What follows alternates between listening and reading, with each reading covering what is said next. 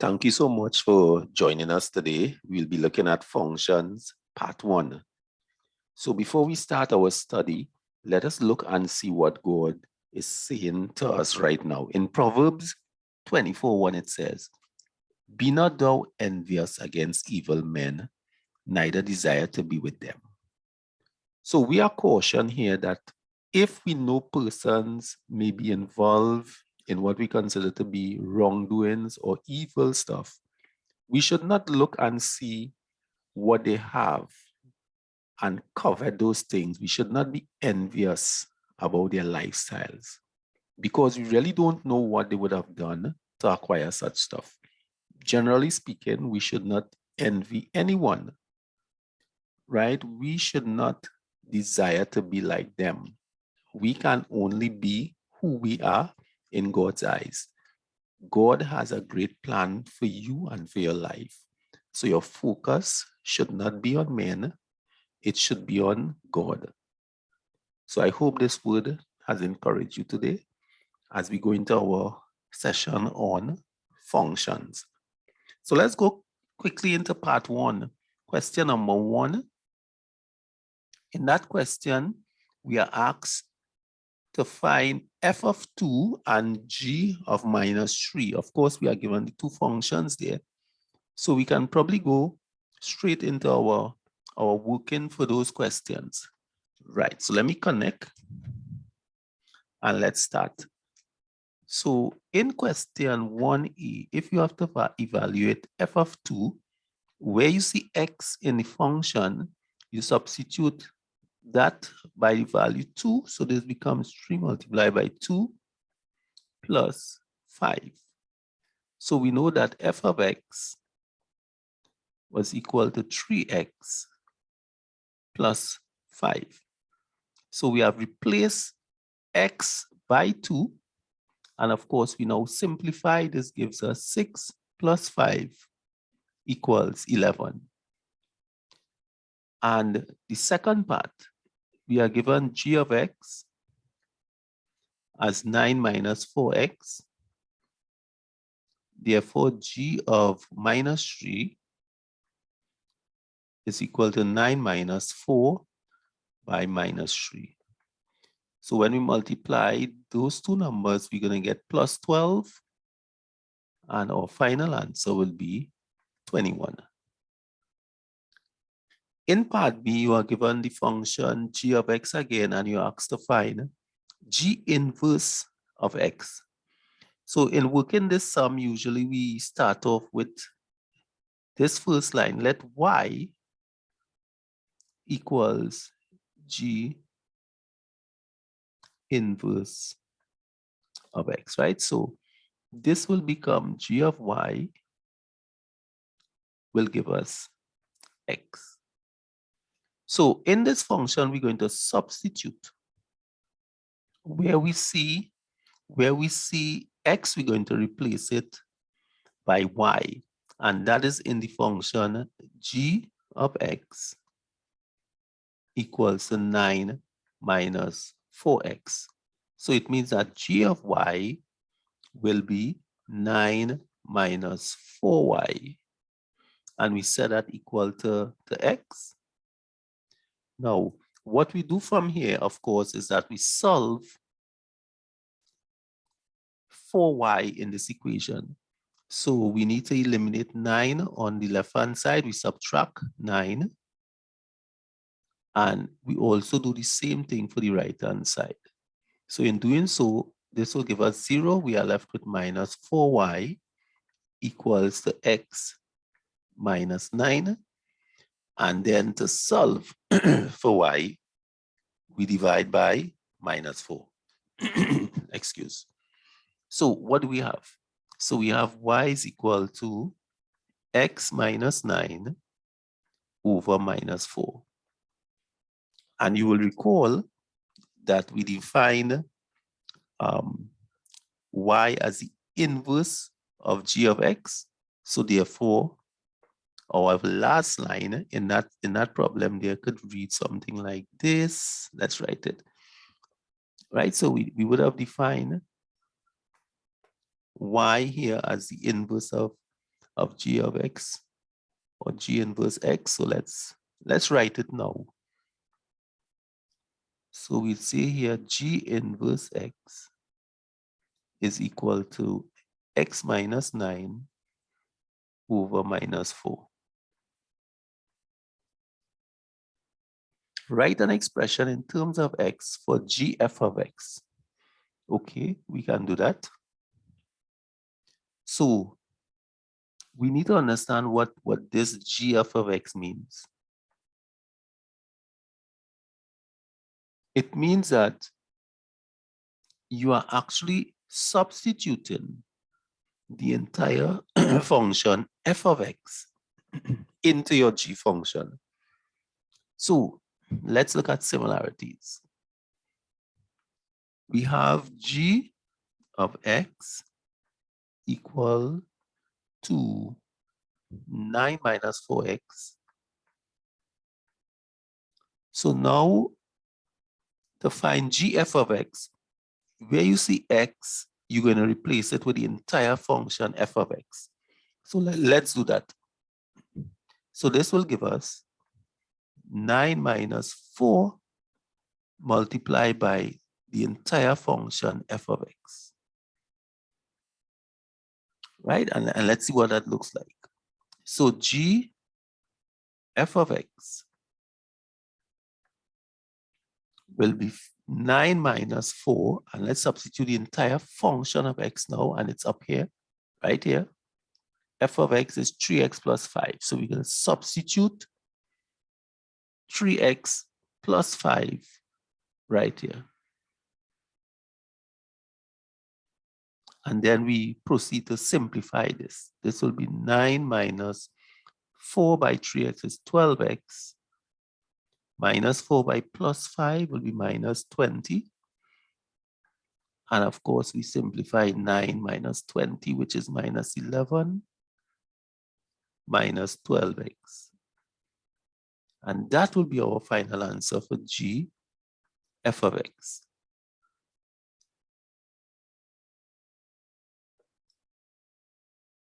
Okay, let's look at question number 2. Right, again, we are given two functions, f of x and h of x. And we need to evaluate h of negative 2. So h of negative 2, where we see x in this function, 4x plus 7, we're going to replace it by negative 2. So this becomes 4 by negative 2 plus 7. This is minus 8 plus 7, which is equal to minus 1. Part B is asking us to find HF of 4. So do you remember how we work it just now? If we need to find h f of x, so we can get that expression and then the answer we get, then we will substitute 4 in place of x. So let's work out h f of x first. So we are going to substitute the entire f of x function into our h of x function. So remember, h of x is 4x plus 7. So where we see x, we're going to put the entire f of x function, which is 6x minus 5 divided by 2. And of course, the rest of the h of x function, it's right here, h of x function is 4 times x. And we're going to add that plus 7 at the end here, plus 7. So just to repeat this, if you are finding h f of x, where you see x in this function here, you're going to put the entire f of x function, which is what we just did. And of course, you continue with the plus 7 at the end right here. So our next line in simplifying this function, 4 can go into 2. So this becomes 2 multiplied by 6x minus 5 plus 7. And this will give us 12x minus 10 plus 7, and this will be 12x minus 3. And that's our h f of x function. The question asks us to find h f of 4. So when we have that h f of x function, we're now going to substitute 4 in place of our x, and we're going to simplify. So this gives us 12 fours are 48 minus 3, and giving us an answer of 45. So that'll be the value of hf of 4. It's always a good idea to double check your work, make sure we didn't make any mistake. So let's go from the calculation up here. We divide that's 2 by 6, 12x minus 10 plus 7, that's minus 3. Substitute 12 fours are 48 minus 3, giving us 45. So that looks good. So that will take care of part B of number 2. And let's see what else we got to work on this worksheet right there. So after question 2, we launch into question number 3. We are given 2 functions, f and g, and we can work out g of minus 3. This will be minus 3 square, right? We're using the g of x function plus 2. So minus 3 squared minus 3 by minus 3, which is plus 9 plus 2, which will give us 11 for this one. F of g of 2, right? So this is another way, using our little circle here in the middle, to write this f g of 2. Right? So I'll show you another method in working out this problem, and we'll double check it with our first method.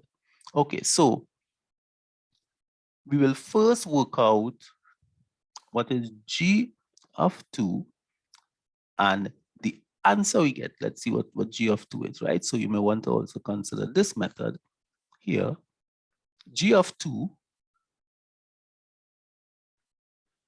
is 2 square plus 2. So this is 4 plus 2, which gives us what? 6. So this comes down to f of 6. And then we now work out f of 6 using this f of x function here, right here. F of 6 would be 9 by 6 plus 8. So that is 9 6s are 54 and 8, 62. Right, that seems to be much faster.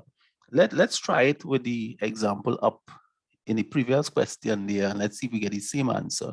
Remember just now we work out what is h f of 4. So let's work out what is f of 4 first.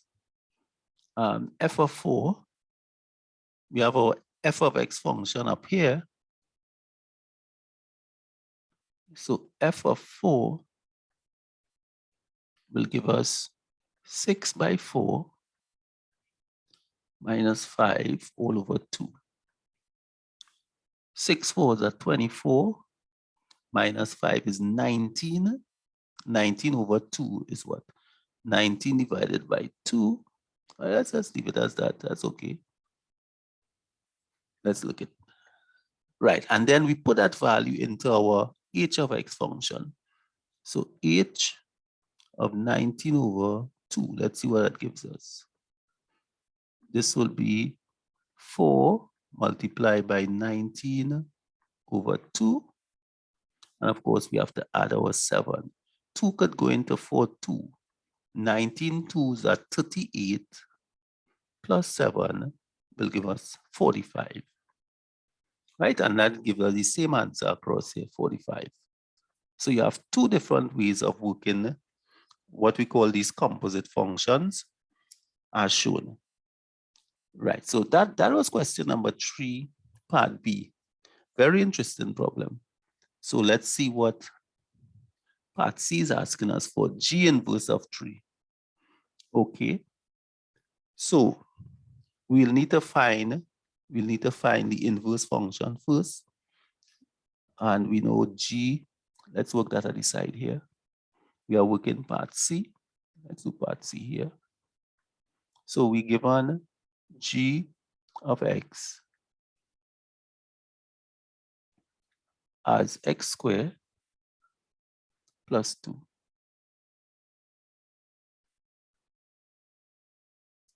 Right, so what do we do with that? We're gonna have to find the inverse. In finding the inverse, you say let Y equals the G inverse of X. So this means that G of Y will be X.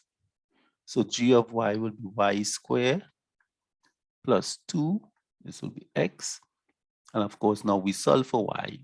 You subtract 2 on both sides.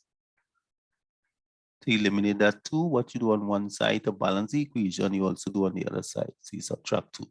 So you have Y squared is equal to X minus 2. And Y will be the square root of X minus 2. We define Y as the inverse function. So we simply write that here now. G inverse X will be the square root of X minus 2. And in this question, they want us to find G inverse of 3. So it means that where we see G inverse of 3, we're going to take the square root, replace X by 3 minus 2 is 1. So the square root of 1 is 1. So that'll be your answer for that problem, right? You need not say, right? If you work in positive square root, you could say the answer is 1, or if you want to be more exact, plus or minus 1. Okay, so, right, that's it. That concludes our worksheet. So we just thank God for you. And of course, we're going to remember what his word said, right? His word said in Proverbs. Let's look at it again as we close. I think we need to remember it always, right? In Proverbs, right up here. Proverbs 24:1. Be not thou envious against evil men, neither desire to be with them. So until we meet again, may God continue to bless you. Be safe.